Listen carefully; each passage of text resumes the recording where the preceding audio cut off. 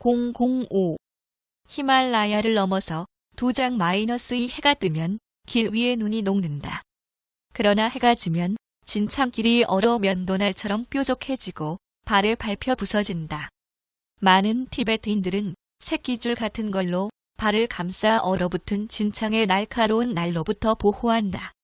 나는 이 작은 나귀들이 호리한 다리로 끔찍하게 많은 짐들을 나르는 걸 보고 감탄했다. 놈들은 거의 자기 몸만큼의 무게가 나가는 짐을 지고 낑낑거리며 가파른 산길을 올라갔다. 어느 날 아침 노새 중 한 마리가 갑자기 발길질을 해댔다. 놈은 더 이상 짐을 나르길 원치 않았다. 우리가 짐을 올려놓기만 하면 허공에 뒷발질을 해댔다. 하지만 곧 사태는 수습되었다. 마부가 노새의 뒷발과 앞발을 가지런히 밧줄로 묶었다. 노새가 다시 발길질을 하자 땅바닥에 코를 박고 넘어졌다. 놈은 더 이상 발길질을 하지 못했고 우리는 계속 여행을 하였다. 확실히 이런 비법은 종종 사용되는 것 같았다. 구불구불 가파른 히말라야 산길을 올라 이틀 만에 우리는 만년설이 덮인 나툴라령 꼭대기에 도착했다. 그곳은 산림선 위 2000피트, 해발 16,000피트였다. 결코 잊을 수 없는 장관이었다. 저 멀리 눈이 닿는 곳까지 눈 덮인 거대한 히말라야의 장엄한 봉우리들이 하얗게 펼쳐져 있었다. 나는 위로 저 멀리 하늘을 올려다보고 아래로 춘비 협곡을 내려다보았다. 이곳은 낯선 땅이었다. 외부 세계에서 볼 때 이곳은 신기한 세계이고 이곳에서 볼 때 외부 세계가 신기한 곳이었다. 그곳은 꿈의 땅이었다. 저 아래 협곡으로 내려가면 내 인생의 긴 소망의 성취를 향해 한 걸음 더 다가갈 수 있다고 생각하자 그 장엄한 광경에 심장이 박동쳤다. 춘비 협곡을 향해 내려가자 산허리가 핑크색, 붉은색, 자색, 흰색 등 울긋불긋 만개한 진달래꽃으로 덮여 있었다. 해발 11,000피트의 녹색 협곡의 바닥은 온갖 색깔의 야생화들로 덮여 있었다. 여기저기 붉은 지붕의 티베트 집들이 보였다. 그 집들은 녹색, 적색, 갈색의 경작지로 둘러싸여 있었다. 그 사이를 아모추 강이 흐르고 있었는데 수로를 통해 그 물길을 농지로 끌어대고 있었다. 나는 세계 어느 곳과도 비교할 수 없는 이 절경을 바라보며 넋을 잃고 서 있었다. 그때 안개 속에 휩싸인 채 산허리에 외따로 떨어져 있는 신비로운 티베트 사원이 눈에 들어왔다. 그곳은 잊혀진 고대의 지식을 아직도 간직하고 있는 신비 학원이었다. 그것은 몇 시간이고 아무리 보아도 실증날 것 같지 않은 마법의 양탄자 같은 절경이었다. 그날 밤 우리는 산비탈의 한오막에서 편히 쉬었다. 내일은 야퉁으로 내려가게 될 예정이었다. 우리가 막 넘어온 나툴라령은 우리를 외부 세계와 완전히 차단시켰다.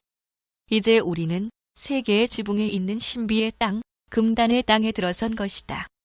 구하면 얻으리라는 말은 진실이다. 어떤 사람은 그림 같은 절경, 깎아지른 비경, 위험한 스릴을 구한다. 그러나 나는 풍경을 보고 싶어 하는 것이 아니다. 나는 영원한 것을 구하고 있었다. 그리고 내가 그것을 발견하게 되리라는 것을 알고 있었다.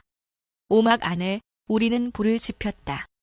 나는 그 앞에 앉아 내일 일을 깊이 생각하고 있었다. 꽤 오랜 시간 동안 그렇게 앉아 있었음에 틀림없었다. 정신을 차려보니 어느새 불이 약해져 있었다.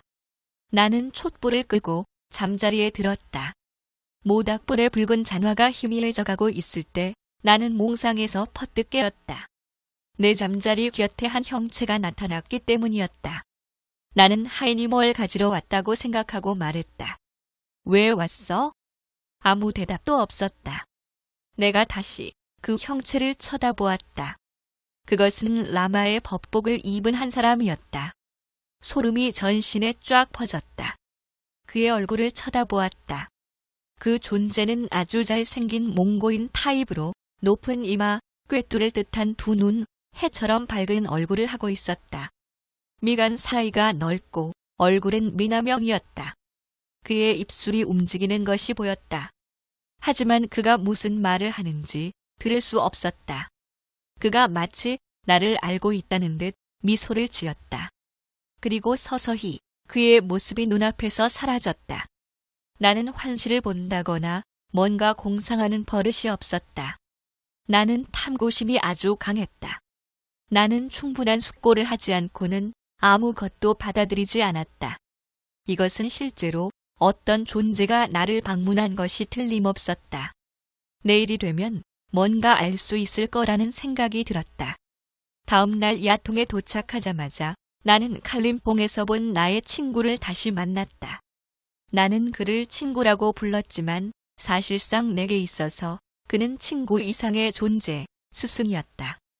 나는 그에게 나의 경험에 대해 말했다. 그러나 그는 그것에 대해 아무 말도 하지 않았다. 그가 말했다. 오늘 밤은 여기서 쉬어. 내일 너를 알고 있는 사람과 만나게 될 거야. 나는 그의 말이 의아스러웠다. 왜냐하면 이 금단의 땅에 나를 알고 있는 사람이 있을리 만무했기 때문이었다. 다음 날이 되었다. 나는 내가 만나게 될 사람에 대해 깊은 흥미가 느껴졌다. 우리는 단 둘이서만 출발했다. 내가 물었다. 그 사람을 만나려면 얼마나 가야죠? 그가 협곡을 가리키며 말했다. 저곳이 링마탕이야. 거기에 너를 만나보기 원하는 대사가 주석하고 있어.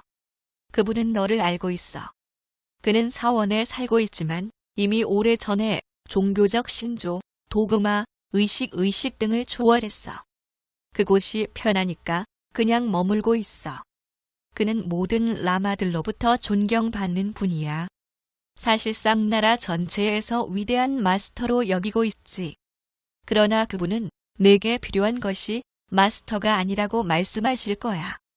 왜냐하면 가장 위대한 것은 너의 내면 속에 있기 때문이지. 너의 내면 속에서만 너는 내가 구하는 문제들에 대한 해답을 발견할 수 있어. 말을 마치자 그가 침묵에 잠겼다. 우리가 그 사원에 도착할 때까지 그는 더 이상 아무 말도 하지 않았다. 사원은 산허리에 교묘하게 위치해 있었다. 바로 앞에 당도할 때까지 사원이 눈에 보이지 않았다. 정말 신기한 광경이었다. 사원은 어느 순간 불쑥 우리 앞에 나타났다. 나는 산비탈에 어떻게 저런 거대한 석주 건물이 지어졌는지 의아스러웠다. 나는 잠시 동안 내 앞에 어떤 일이 기다리고 있을지 깊은 상념에 젖은 채 서 있었다. 커다란 바위 계단을 오른 뒤 우리는 사원의 거대한 문 앞에 이르렀다. 그 문의 높이는 적어도 30피트는 되었다. 육중한 문이 조용히 열렸다. 마치 돌적 위가 볼베어링으로 되어 있는 것 같았다.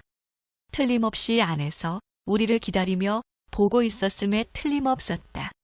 왜냐하면 바로 우리 앞에 67명의 라마들이 마중 나와 있었기 때문이었다. 라마들의 안내를 받은 우리는 몇 개의 홀들을 거치고 굽은 통로를 지나 마침내 한 금문 앞에 이르렀다. 문 옆에는 금술이 달린 기다란 능라가 드리워져 있었다. 한 라마가 금술을 잡아당기자 안에서 진 소리가 들려왔다. 이윽고 문이 열리자 우리는 그 안으로 들어갔다. 거기 내 앞에 위대한 게쉬 린포체가 서 있었다. 그 얼굴은 내가 이틀 전에 오막에서 보았던 바로 그 얼굴이었다. 나는 그에게서 눈을 뗄 수가 없었다. 이 만남은 내게 엄청난 영향을 미쳤다. 나는 그 순간 내가 위대한 신비의 언저리에 와 있음을 깨달았다. 그가 나를 형제처럼 환영해 주었다. 즉각적으로 따스한 온기가 나의 온몸을 감쌌다. 나는 이런 파장을 전부터 느끼고 있었다. 그렇다. 아주 오래전부터 느끼고 있었다. 아마 7, 8년은 되었음에 틀림없다. 나는 너무도 행복했다. 우리는 나의 여행에 대해 그리고 내가 떠나온 세상에 대해 얘기를 나누었다. 그는 온 세계를 여행했었고 수개국어를 할 줄 알았다. 음식이 미리 준비돼 있었기 때문에 우리는 얘기를 나중으로 미루었다. 나는 편안한 숙소로 안내되었다. 그가 내게 지금 휴식이 필요하니 내일 다시 함께 얘기하자고 말했다. 말할 필요도 없이 나는 전에 없이 단잠에 골아떨어졌다. 다음 날 아침 나의 스승 게쉬 린포체 그리고 나 이렇게 셋이서 천천히 야생화들 사이를 거닐었다. 우리는 개울 옆에 한적한 장소에 이르렀다. 개울물이 부드럽게 매끄러운 바위 위를 넘실거리고 있었다. 바위는 오랜 세월에 걸쳐 흐른 개울물에 의해 반질반질해져 있었다. 공기가 알싸했다. 게쉬 린포체가 오막 속에서 내게 나타났던 일에 대해 말했다. 너도 알다시피 이런 대기 속에서는 아스트랄 투사가 무척 쉽지. 예. 내가 대답했다. 하지만 그때가 처음 저를 찾아온 게 아니라는 걸 알고 있어요. 동일한 파장을 수년 동안 느껴왔어요. 이제 이해가 되는군요. 나의 말은 유창했다. 왜냐하면 완전한 만족감을 느끼고 있었기 때문이었다. 내가 말했다. 제가 알고 싶은 것은 어째서 이 사역을 위해 제가 선택되었나 하는 겁니다. 그가 대답했다. 아들아, 그 사역을 위해 너는 태어난 거야. 그가 언제까지라도 들을 수 있을 것 같은 매력적인 목소리로 말했다. 많은 경우 우리의 소망이 창조주의 의지와 일치하는 경우가 종종 있어. 그러면 하늘과 땅의 모든 힘들이 그 의지를 실현시키기 위해 작동하게 되지. 어떤 고급한 힘이 너를 지금 이곳으로 데려오도록 계획한 거야. 그가 잠시 동안 침묵했다가 입을 열었다. 내가 이곳으로 오려고 계획했니? 내가 대답했다. 어떤 사람들은 환생이 진리라고 믿습니다. 아, 그가 말했다. 너는 다른 사람이 내게 한 말, 책에서 읽은 것을 받아들이고 있어. 하지만 너는 그것이 진실인지 아닌지 모르지. 그것은 중요하지 않아. 오로지 하나의 생명만이 존재해. 그 생명은 나뉘지 않아. 내 안에 있는 생명과 내 안에 있는 생명은 동일한 하나의 생명이야.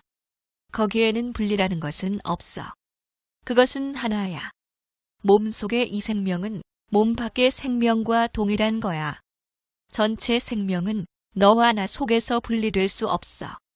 심지어 내가 보고 있는 것, 그리고 느끼고 있는 것 속에도 분리는 있을 수 없어. 너는 물질 세계에 물질이라는 이름을 갖다 붙이고 있어. 하지만 너는 그것이 무언지 아니? 그것이 무엇인지 알려고 노력할 때 그것은 다른 것으로 바뀌어 버리지. 또 그 바뀐 것을 알려고 노력할 때 그것은 다시 또 다른 것으로 변해버려. 계속 이런 식이야. 종국이라는 것은 없어. 무한 속의 끝은 없어. 마음은 결코 진리를 알 수 없어. 왜냐하면 진리는 마음을 넘어서 있기 때문이야. 마음은 진리에 대한 관념, 진리에 대한 이미지, 진리에 대한 신조만을 만들 수 있을 뿐이야. 그러나 그것은 진리 그 자체는 아니야. 그러므로 너는 진리가 무엇인지 결코 알 수 없어. 너는 오로지 너의 내면 속에서만 진리를 발견할